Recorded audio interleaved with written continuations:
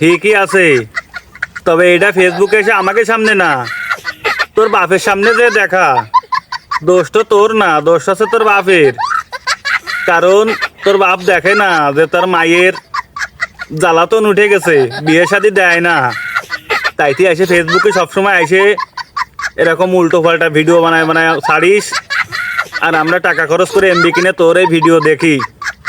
এই দৌলতদিয়ার খান কি, তোর তো কম কলাম না, তাও তো শিক্ষা হলো না, আর হবেও আমি বলে আশা করছি না।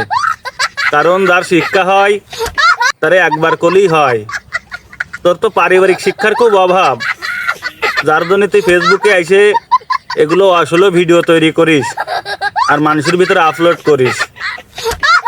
এই ভিডিওগুলো করে তোর বাপের সামনে নিয়ে দেখা, দেখ যদি তোরে কিছু করে।